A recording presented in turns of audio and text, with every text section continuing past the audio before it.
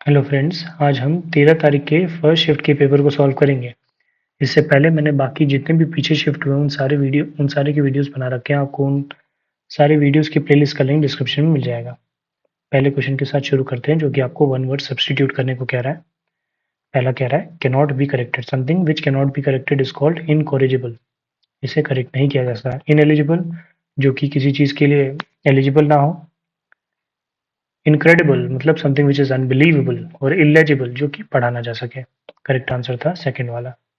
अगले में आपसे फिर से सेम ग्रुप ऑफ वर्ड्स मैंने वन वर्ड सब्स्टिट्यूट करने को कह रहा है। Written statement made under oath. Oath लेके आप एक रिटन स्टेटमेंट दे तो उसे आप कहते हैं एफिडेविट।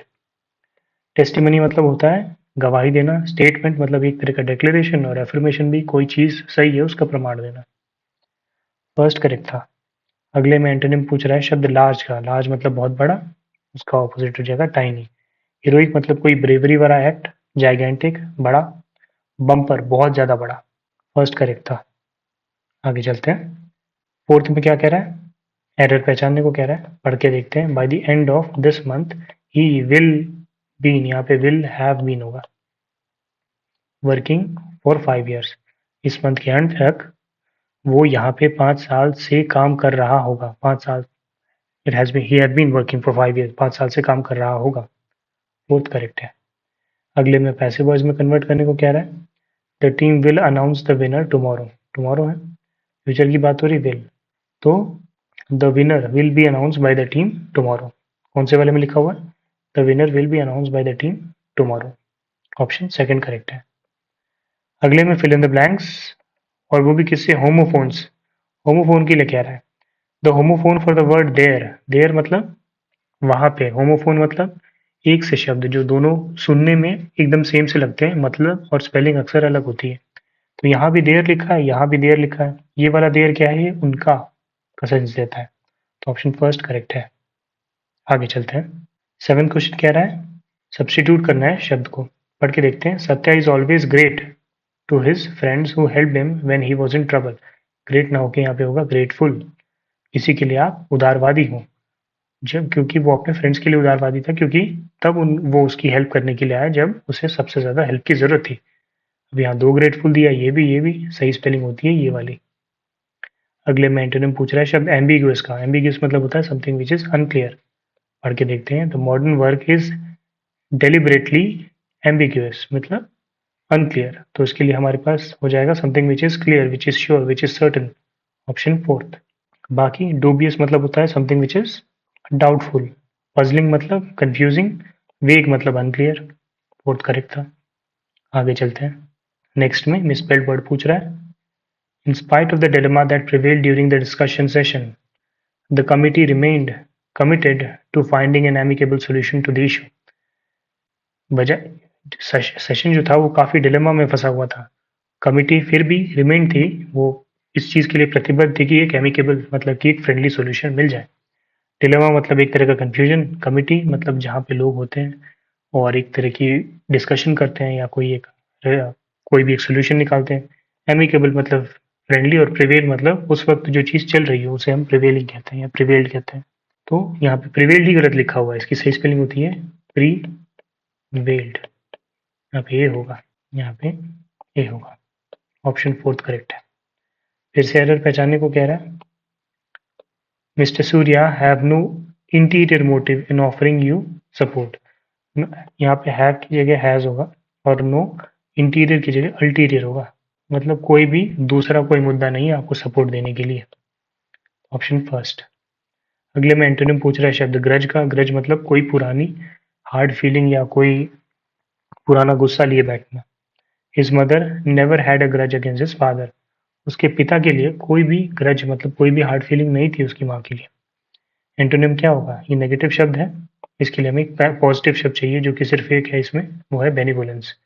बेनिवोलेंस मतलब होता है उदारता या ब्लेसिंग किसी तरह की। रिवल्जन का मतलब होता है स्ट्रॉन्ग डिसलाइक। मेलिवोलेंस मतलब कि दुर्भावना। और रैंक्योर मतलब भी होता है बहुत ज्यादा रिसेंटमेंट किसी के लिए, बहुत ज्यादा गुस्सा किसी के लिए। तो हमारा फर्स्ट थर्ड करेक्ट था। आगे चलते हैं।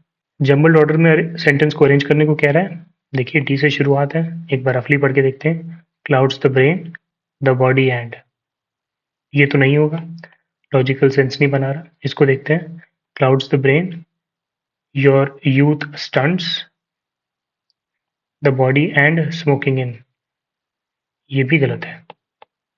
रफली पढ़ के देखते हैं, smoking in your youth stunts, ये ठीक है।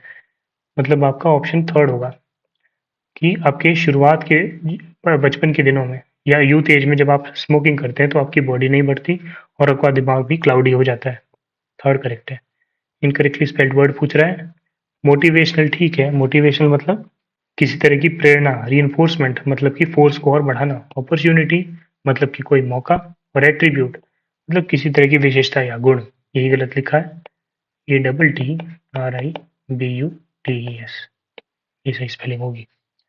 इडियम का मतलब पूछ रहा है, बैड पैच मतलब जीवन का वो समय जब आपका समय बहुत बुरा था, a period of time when a person faces lots of troubles. Option first आपका करेक्ट आंसर है। आगे चलते हैं, अगले में फिल इन द ब्लैंक्स आ रहा है। Kamal is not willing to purchase a house on the 12th floor on a sea side apartment as she is fearful of heights she is suffering from. Kamal जो थी वो 12वीं फ्लोर पे घर नहीं लेना चाहती थी क्योंकि उसे हाइट से डर लगता था। इस तरह के डर को हम कहते हैं एक्रोफोबिया, मतलब कि जो हाइट से डर लगे। सोशियोफोबिया होता है सोशली, जब कोई सिचुएशन में नहीं जा पाता हो, सोशल ना हो, उसे सोशियोफोबिया कहते हैं, मतलब लोगों के बीच जाना नहीं पसंद करता। हीलियोफोबिया होता है फियर ऑफ सनलाइट। क्लॉस्ट्रोफोबिया होता है मतलब फियर ऑफ क्लोज स्पेसेस, मतलब लिफ्ट में और छोटी जगहों में जब आदमी फंसे तो वहां पे उसे घुटन सी होती है, वो होता है। फोर्थ करेक्ट था। अगले में एंटोनिम पूछ रहा है एपिटम का। एपिटम मतलब होता है something which is an example of something, मतलब जिसे कि एक परफेक्ट एग्जाम्पल हो किसी चीज का, उसे आप एपिटम कह सकते हैं। मतलब किसी तरह का पर्सोनिफिकेशन, मतलब कोई चीज जो एक रोल मॉडल की तरह हो, एक परफेक्ट चीज हो, मतलब जिसे कि आप एक संक्षेप फॉर्म में बता सके। संक्षेपण के लिए यहाँ पे एक्सपेंशन है। एक यही ऑप्शन जो है वो सबसे अप्रोप्रिएट बैठ पाएगा, बाकी सब थोड़े से मिस टाइप के होंगे, क्योंकि प्रिसाइज मतलब होता है समथिंग विच इज प्रिसाइज, मतलब एकदम एग्जैक्ट हो कोई चीज, प्रिसाइजली जिसे हम चीजों को कहते हैं एकदम सटीक। लूसिड मतलब होता है इजी, और एग्जॉर्ट मतलब होता है अर्ज या प्रोत्साहित करना। बाकी तीनों एकदम भी रिलेटेड नहीं है, ये थोड़ा बहुत रिलेटेड है, इसीलिए इसे आंसर हम मार्क करेंगे। वैसे ये भी आंसर नहीं होना चाहिए, लेकिन फिलहाल के लिए इसी को मान लेते हैं। अगले में आपसे इडियम का मतलब पूछ रहा है, turn a deaf ear to, मतलब कि किसी की तरफ बिल्कुल ध्यान ना देना एकदम। टर्न अ डेफ ईयर मतलब होगा टू डिसरिगार्ड, मतलब इग्नोर कर देना। बाय एनी मीन्स मतलब होता है किसी भी तरह से, any way possible. Eight intervals मतलब होता है ओकेजनली, और रिब्यूक्ड मतलब होता है स्कोल्डेड, फटकार लगाना। आगे चलते हैं, नेक्स्ट में एंटोनिम पूछ रहा है शब्द बारबेरिटी का। बारबेरिटी का मतलब क्या होता है? मतलब एकदम एकदम जंगली हो, एकदम काट फाट करे, बिल्कुल दया ना हो, उसे आप बारबेरिक कह सकते हैं। उसका एंटोनिम हो जाएगा क्या? Someone who is compassionate, compassion हो जिसमें दया। राइवलरी मतलब एक तरह का दुश्मनी। कैलस मतलब कठोरता, और कॉम्प्रोमाइज मतलब होता है सेटलमेंट। अगले पे चलते हैं, पैसिव वॉइस में कन्वर्ट करने को कह रहा है। Don't let Dylan fool you, तो इसका क्या हो जाएगा? Do not be fooled by Dylan, option fourth इसका करेक्ट आंसर होगा। 20th में सब्सटीट्यूट करने को कह रहा है, अंडरलाइन सेंटेंस को पढ़ के देखते हैं। The team always anticipate a bowling friendly pitch on their easy victory in the T20 match. जो टीम है जो हमेशा ये चाहती है कि वो बॉलिंग फ्रेंडली पिच मिले जिससे कि वो आराम से जीत सके। तो इसके लिए सही यहाँ पे क्या हो गया? Pitch on their easy victory, तो यहाँ पे होगा pitch for their, pitch on their नहीं, pitch for their easy victory, मतलब पिच वैसी हो जिसमें कि उन्हें आसानी से जीत मिल पाए। ऑप्शन फोर्थ करेक्ट है। अब चलते हैं पैसेज पे। तो यहाँ से हमारा पैसेज शुरू है, पढ़ते हैं। Sleeping, dreaming and waking are three important dash for ordinary humans, मतलब कि सोना, सपने देखना और उठ जाना, ये तीन इंपॉर्टेंट चीज है किसी भी ह्यूमन के लिए। क्या है? ये इंपॉर्टेंट एस्पेक्ट्स हैं उसके जीवन के।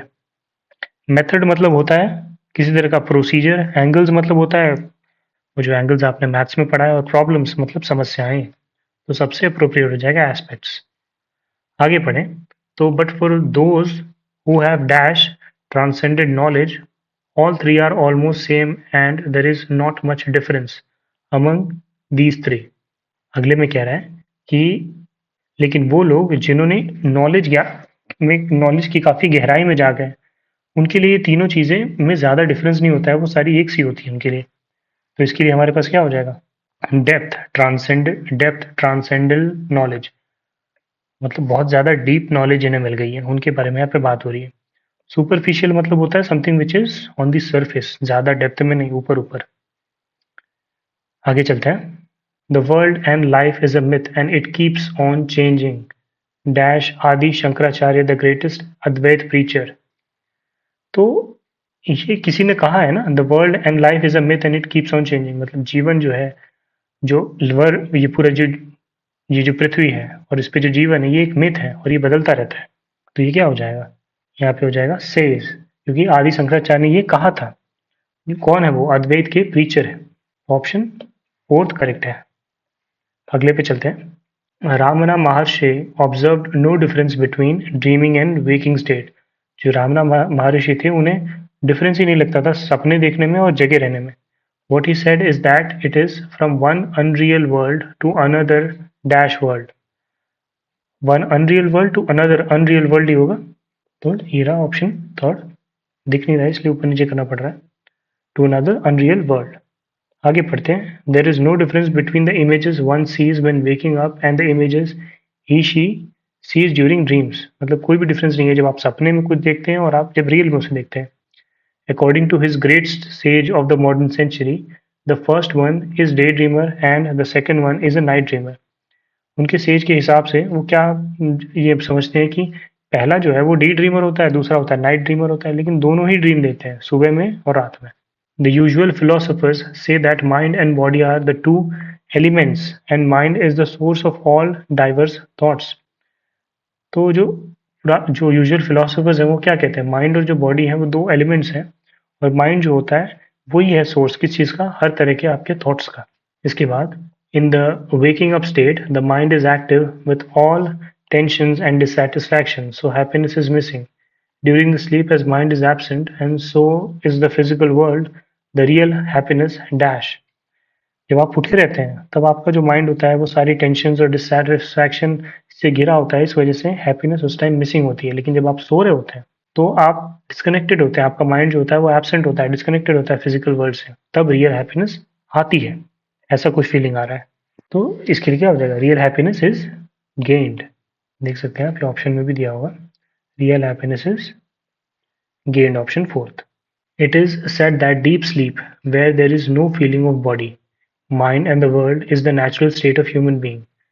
ये माना जाता है कि जो डीप स्लीप होती है, जब आपको कोई फीलिंग नहीं होती है, no feeling of body and mind and world, मतलब आपको ना अपनी बॉडी की कोई फीलिंग होती है, ना माइंड की होती है, ना वर्ल्ड की होती है, वही एक नेचुरल स्टेट है ह्यूमन बींग्स का।